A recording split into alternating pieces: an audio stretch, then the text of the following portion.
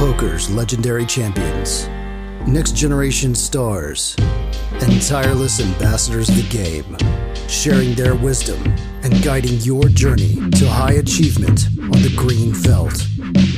This is Tactical Tuesday on Chasing Poker Greatness with your hosts, Brad Wilson and Jon Chai. Welcome, my friend, to another episode of the Chasing Poker Greatness podcast. As always, this is your host, the founder of ChasingPokerGreatness.com, Coach Brad Wilson. And today is Tuesday, which means it is a tactical day, and I am joined by my co-host, Jon Chai. Jon, what's up, sir? How's it going? Doing pretty good. New month. New month. New theme. What is that? New theme? New month? New theme? Not new episode, new theme? We need a new month for a new theme?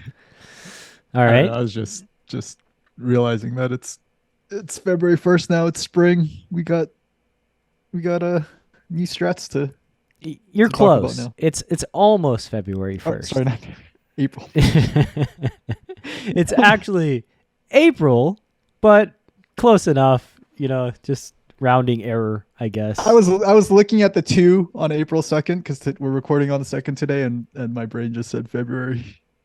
Yeah. Sure. That's a great story. Totally believe it. You didn't lose track of the month. What is the theme for all of April or just today's show? We'll see. Maybe for all of April, but at least for today's show, the theme is going to be bluffing the small size on the river and finding times and situations where that's maybe the way to go versus the way more commonly used big size or jam or whatever size you guys mostly see me use on the river when I'm bluffing. Again, I think this is somewhat related to like a recent like CPG Wolves kind of concept that we've been trying to hammer home in a lot of coaching sessions, which is just making sure that you are picking your targets that you're trying to bluff appropriately and using the right sizes based on the hands that you're trying to fold out. And so, yeah, we're going to just blow through 4 of these small river bluffs and see what you think about them. All right. Let's do it. Small river bluffs. So, hand number 1. Villain, who I assume is a fish, limps the cutoff. Small blind limps. You have 7-8 of spades in the big blind. I'm going to imagine that you just ISO here. Yeah. I think this is a hand that it's kind of interesting, like in the sense that it's probably not pushing equity versus the cutoff fish's like limp call range. Like I don't think 8 high is, has some like big advantage over the range that he limp calls. But I think the one of the good things that comes from ISOing here is that the reg in the small blind is often just going to fold when he doesn't raise.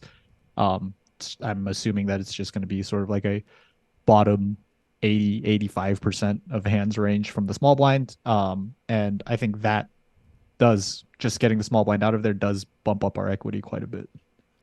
Yeah, and I mean, this is a scenario where basically like small blind is going to ISO almost all of their high equity hands. So like there's just very minimal threat from the small blind. Mostly they're just going to complete and then fold when you do ISO. So like folding out their equity when you have 8 high seems good. And then also going heads up post flop against a fish also seems good. So yeah, I'm on board. You make it 40.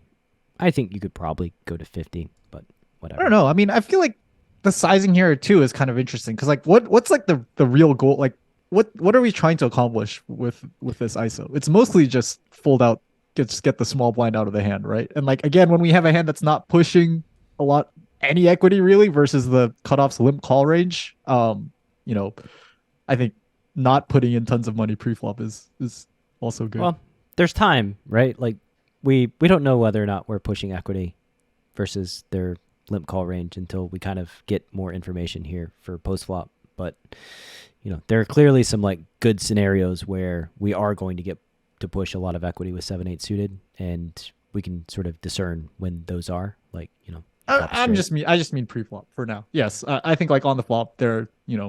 gonna be times where but like we're probably just getting called by a bunch of like queen 10 offs and like ace 4 suiteds and just not to say that there aren't hands that we dominate, and they're like, I'm sure like 7-6 suited and 5-6 and 8-4 of hearts or whatever is getting in there sometimes. But I just think like versus his entire range, 8 high is not, it's not doing great. Yeah, it's obviously not doing great versus their whole range. But anyway, we're basically having a debate over one extra big blind pre, which probably isn't going to move the needle either direction. Yeah. So anyway, you ISO, the fish calls, the small blind folds, you have 7-8 spades. Flop is queen 9 deuce with 1 spade. There's 90 in the pot. Since it's small river bluff, it's not going to come into play the depth, but you do have like 130 big blinds effective here with the fish. So queen 9 deuce, I could kind of imagine you. I just imagine you starting off with a check here on this board, I think. Yeah. I'm out of position. Don't really have much of a hand. Yeah. So flop goes check, check. Turn is a 10. Now I'm definitely imagining you betting the turn and probably betting a bunch of rivers too. Yeah. I think that's probably the most standard way to go. I think we could bet here now that we've picked up some real equity. We've actually picked up like a kind of an open ender where the top end of the open ender makes a bigger straight if you do have a king. So pretty good turn card as far as things are considered. I think that there are like still lots of other options remaining. I think checking turn is still an option. I think going for just like one river bluff versus like, a range that's going to have like a lot of unpaired junk, right? Like we said, it's going to have like ace 4 suited. It's going to have like, 8-5 of hearts or whatever. So, I think there is merit to like just having them check back a very weak range on the turn and attacking that range on the river with one bet. I think if we check here, like it also opens up the door to like check raising turn, and I don't know, doing something like that. So I don't know. I think like betting here would probably be the standard way to go, like you said, but there are still lots of other ways to bluff. Yeah, I agree. So with that said, I assume you're gonna check. So yeah, actually check. Bang the drum for checking so hard. And villain bets half pot. So check back flop, villain bets half. I imagine that you're going to check raise. Mm-hmm. I don't really see an alternative path. I think that your opponent will likely bet king jack most of the time on the flop. I just don't think this turn card like significantly improves their range. Maybe to like a pair plus a straight draw, maybe, or some kind of flush draw type hand, or like ace jack that now has like some kind of open ender, or maybe like even just a bunch of like suited jack X that just turns an open ender, like jack 6 of diamonds or something like that. Those hands probably feel fairly appropriate here. I guess for the same reason why I don't think they have a lot of king jack, I would probably rule out some like jack 10 type hands, just because they probably bet the flop at a decent clip with their open enders. King 10 as well. King 10 as well. Like Jack 9, I'm not sure. Jack 9 could check back the flop and then bet the turn, just knowing how recreational players tend to play. Mm-hmm. That seems like it could be an option. So anyway, I would imagine, though, their range is fairly capped. They don't have straights. They probably don't have a ton of 2-pair. So bluffing is probably going to be pretty good. You go ahead and check raise. So there's 90 in the pot. Villain bets 45, essentially.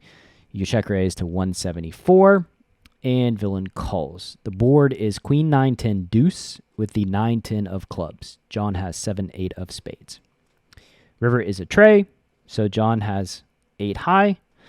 And so now I assume, since we have a theme this week, that we're going to talk about the merits of bluffing small compared to the normal like big size. Mm-hmm. So yeah, I mean, I think the first thing that like to even begin that conversation, the first thing we have to do is just like take a step back and go back into like what you like the range which you assign to the cutoff, and just think about like, what the biggest chunk of that range is comprised of. And I think it's like a lot of those club turn Jack X, maybe hands as strong as like Jack 10 or Jack 9 type hands that definitely make up like the biggest portion of the cutoffs range. There are going to be some hands in there that are like pair plus draw, like we said, like Jack 10 and King 10 that likely just never fold to the small size and maybe fold to the big size, which I think is, one of the reasons I was considering, or I wasn't sure which size to use on the river because I think there is a region that folds to the big size. I just don't know whether it's worth it to use the big size to fold out their like 10x type hands. I decided to go for the small size and really just target like all the bricked Jack X, all the club type hands, maybe even like, I don't know, maybe even a hand like as strong as like 8-9. Yeah, 8-9 or something like that, like some weak 9x that could call a check raise on the turn maybe and fold to any size on the river, thinking that I don't value bet worse than a 9 ever or something like that. So I did end up going for the small size here. I'm curious to hear if you would have also done the same or if you would have just gone big and tried to fold out all those draws plus their 10x. I would probably go big personally, but just better safe than sorry. Although I think small is also going to bet. Like small is going to win, and I think big's going to win. And so it's a matter of like which size is going to win more. I suspect that big will win more here, targeting their like 10x, ace 10, those type of hands, maybe like 10-8 or something. Yeah. But it's hard for me to know for sure which size is going to be just more effective. I think small size is going to do quite well. Like it's obviously going to be a winning bet because they do have enough like busted flush draws. They have enough like dry Jack X. I just think like once they don't bet the flop and then once they call the check raise on the turn, they're fairly capped. And versus like a capped range full of a ton of like one pair type hands, I would just prefer to target all the one pair type hands and just kind of go big here. Gotcha. Okay. So, yeah. Okay. So basically, there are enough one pair type hands that make it worth it to use the big size here. I suspect there are. Yeah. Like I suspect there are. Like we can name a bunch of possibilities, and if we can name a bunch of possibilities, there's probably a bunch more that we aren't even considering, like 10-6 suited or 10-7 suited, or just some real wacky ones. Right. And I would just like, it would feel. It would be disastrous to get called by like ace 9 or 8-9 or 8s or something like that. I just think they have like a robust enough one pair range that can merit using the big size. Gotcha. Okay. Yeah, I think after talking through the hand now, I wish I went for the big size or would go for the big size next time. Well, you went small. Ooh, think this hand folds? Yeah, I think it's gonna fold. Villain has ace tray of clubs. They turn the nut flush draw, river to pair of trays. I hope it's gonna fold for your sake. If it doesn't fold, then that's days without incident. Oh. All right, you made it through. You successfully folded out fourth pair. Congratulations. All right, now let's look at the next hand. Got the old 8-10 offsuit, 10 of hearts, 8 of spades. Small blind opens, you defend the big blind. Flop is king, king 5. They bet half pot. I imagine you're not folding the flop because we're talking about this hand. Not a flush draw. You have a flush draw. You have a straight draw too, right? Do I? No, you don't. You don't have a straight draw. Nope, don't. You have a pair draw though. All right, so you turn a 9, which, gives you a nice 3 straight here on the turn. 8, 9, 10. Hand is looking up. They check. Villain checks on the 9. Yeah, I think that I would just bet the turn and probably not bet the river. I decided to do the opposite. Yeah, check the turn and bet the river. Yeah, if check 2 on the river. I just thought that like most of my betting range on the turn, my value betting range on the turn is really narrow to like the king X's that don't raise the flop and don't 3-bet pre-flop. I don't think I would have value bets on the turn that aren't King X, maybe that's like a flaw in range construction, but that's really what I was thinking about on the turn was that like I wouldn't bet a 5. If I somehow had a 9, I probably wouldn't bet a 9. And so like the value range that I'm repping with the turn bet is really, really thin. I don't even know that it folds out like ace high, like that level of narrow is what I was worried Yeah, about. I think it's a reasonable thought. There is a possibility that we could get like very favorable river cards that would allow us to exert more pressure on like ace high potentially. You know, I guess a spade is the obvious one. Other than that, though, I guess maybe not. Yeah. Maybe not. So The many downside also like, is too that bluffable like, river you know, cards. we could fold out queen high and jack high here, and then if those hands decide to bluff the river, then we're, you know, we're not in a great situation with Yeah. 10 high facing a river bet. Yeah, like they probably do have a bunch of ace high. They probably do have a bunch of like small pairs, even 9x and 5x. But then they are also going to have like a wide portion of just nothing too that the turn bet can successfully target. River is the ace of spades, so quite an interesting river.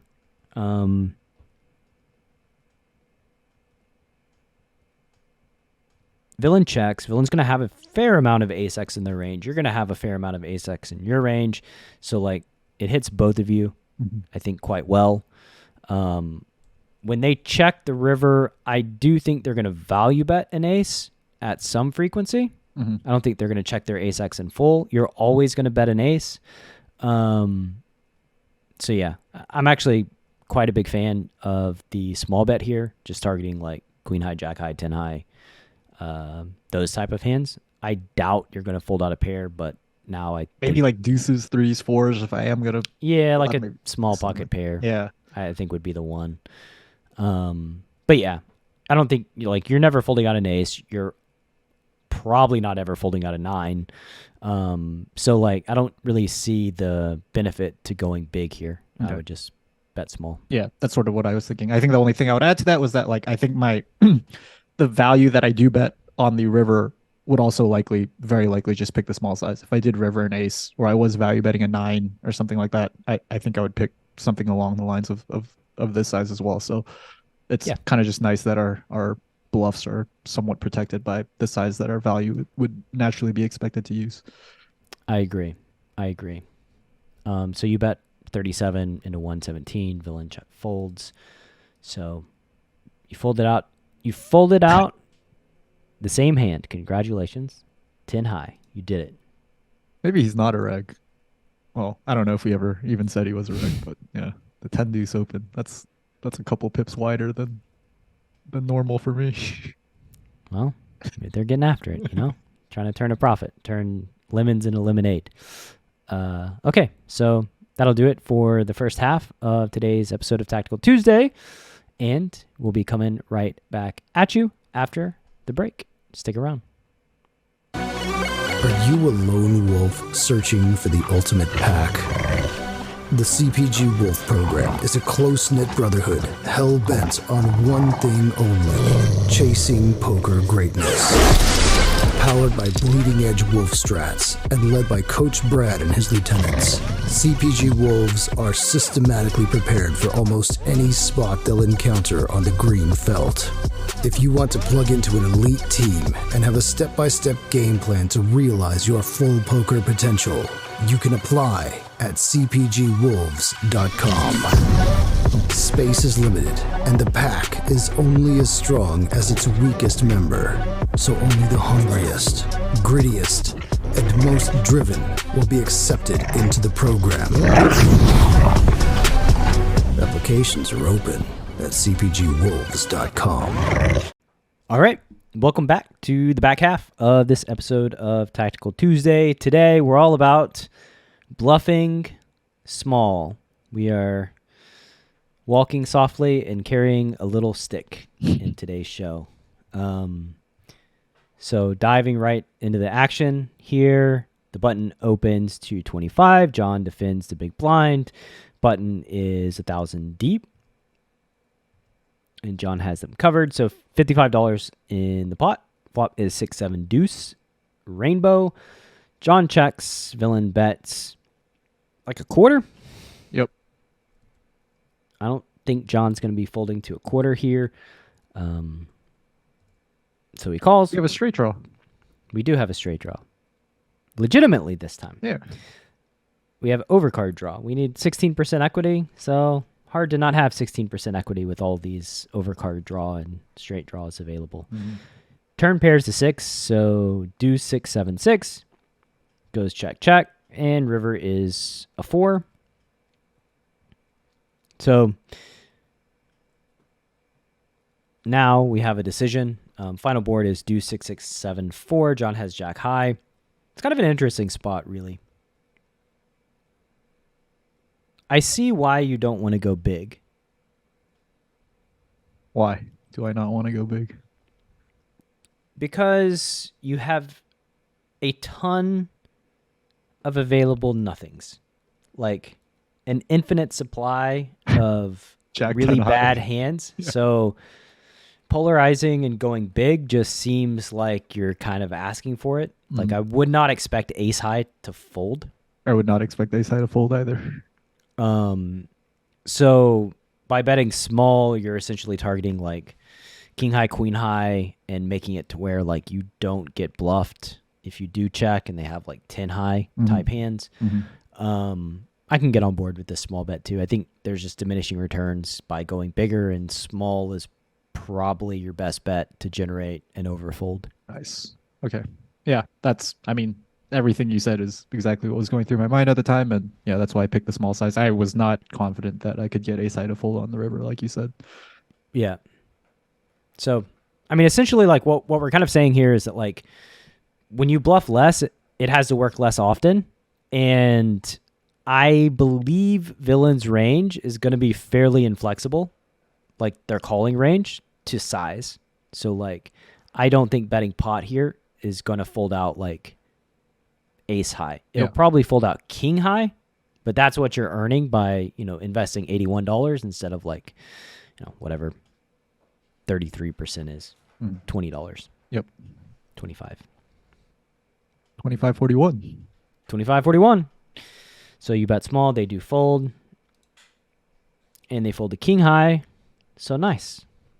The small bet folds out king high as well, which means that the small bet and the big bet are probably targeting the same exact hands. Mm-hmm. Yeah. That one's the slam dunkiest of the three so far, I think. Final this hand. One's interesting. This one's a 3-bet plot. All right. Final hand. John's on the button. Cutoff opens at 25. Reg John opens the cutoff. We got a request, right, from our last episode to make sure that we mentioned the player profile. I think the last hand, if we forgot to say, the last hand was also a reg. This hand is definitely a reg. I would say in general, as a soft rule of Tactical Tuesday, if we fail to mention the profile, it's almost always going to be a reg. Yeah. I think it's very rare that we would skip over somebody being a fish, because there's a lot of like downstream strategic implications of that. So just for the listener, if you want a heuristic that you can live by, if we don't mention the profile, very likely it's a reg.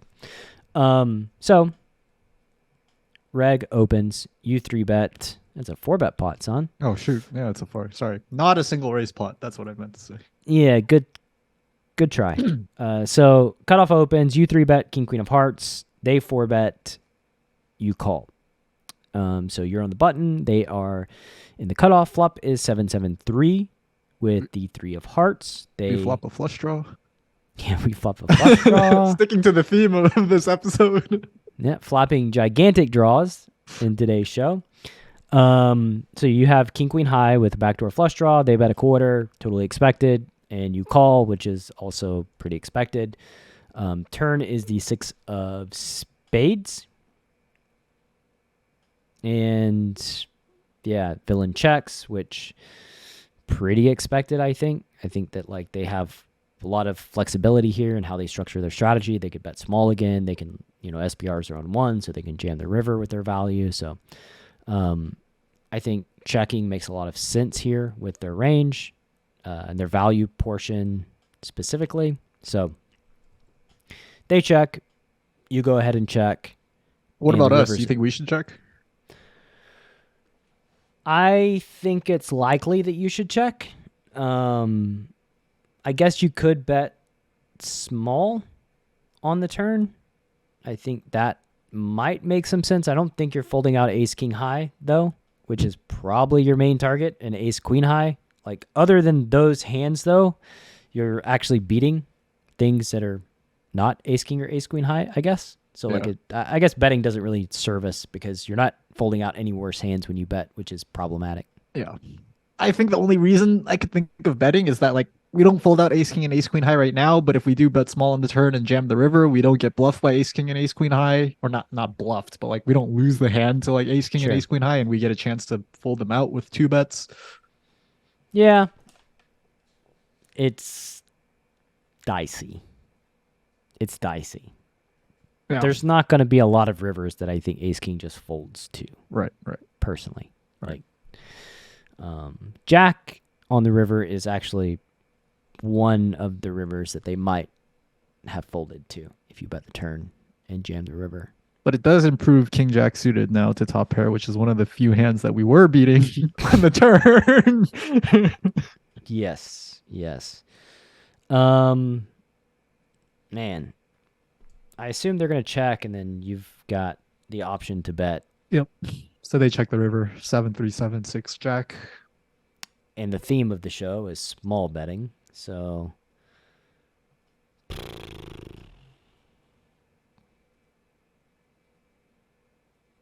I guess they have ace 5 suited.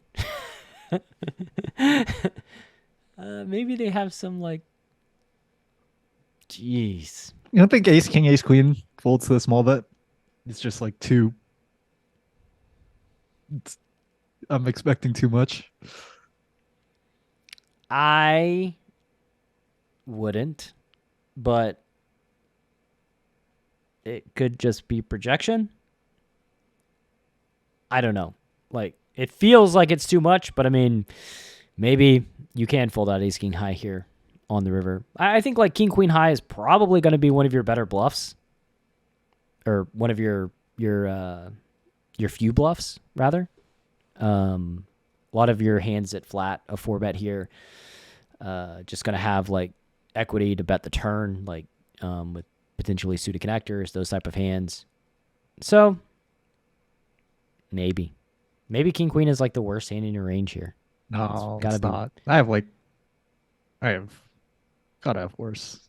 Are you're saying like 9-10 suited always bets the turn or something? Like it is more likely to bet the turn than king queen high. Yeah. Okay. Yeah, maybe king queen high is one of the worst hands. Yeah. I have no idea. Like, it doesn't feel like this bluff is going to get through, but would you jam here then if you don't think the small side is going to get through, or like what? Like if let me think about like what my value jamming range would be. It would be like a 7 is very obvious. Jack's full is very obvious. What about king jack? Would I jam king jack for value here? Possibly. ace jack? What's the difference? Yeah, what's the difference? Yeah. They're like, I'm just trying to find like the bottom of my jamming range. Maybe any jack. Would I jam any jack? Probably. I just don't think they check enough overpairs twice here at a 1-to-1 SPR. Yeah, I also agree with that. That I don't think that they have a ton of overpairs anymore. Maybe the best hand that they have now is like pocket 10s. Mm-hmm. I mean, if we're expanding like a decent amount of our Jack X, and maybe we have some like 9-10 suited, it's like I think jamming king queen has got to be okay. Like it can't possibly be bad. It has like utility in the way that it is just one of our natural bluffs and one of our natural low equity hands, and we have like a lot of value in our jamming range to protect it. So, gotcha. Yeah. Okay. Yeah, I guess I was sort of thinking about my entire strat slightly differently, where I was sort of thinking that like they don't have a ton of overpairs that check the river here. And so if I was going to value bet the river, like let's say I had a jack, or, I don't think it'd be crazy to for us to value bet a hand like 10s or 9s or 8s even on this river, I would probably pick the small size with those hands, really just trying to get called by like ace king, ace queen. I do that sometimes with my bluffs and just really regret it, right? Like I'm just like, no, like I pick the small size so that I get called by ace high, and then try to disguise my bluffs by using the small size, and then I get called by ace high. Yeah, and I'm like, yeah. I should just do something different, which is why, I was really curious whether jamming here would be the way to go. But I went the small size again, thinking that like, look, like if I was thin value betting the river, which is kind of what I want to represent, I would pick the small size. Well, let's see what happens. So you go to 18, so a third on the river, and it gets through. You did it. 0 days without incident. And you folded out ace queen high. So this is a hero fold by villain. I guess I should go even smaller with my value, like 150 maybe. I mean, it could also be a scenario where, like, the small bet versus their bluff catchers has a little bit more equity than the big bet does in this scenario with their like ace king, ace queen high. Mm-hmm. If if you're expected to jam all your bluffs, right? Yeah, like if you're splitting strat, and if you have like a split range here and you're jamming your bluffs, that means that when you bet a third, that bet's just going to have a lot more equity in it. Like you said, your 10s through 10s, 9s, 8s, and then maybe even your jack X here, going to size down. It's very easy to under bluff when you're using the smaller size with those category of hands, because you just typically are putting your bluffs in the big size. Yeah. So. Yeah.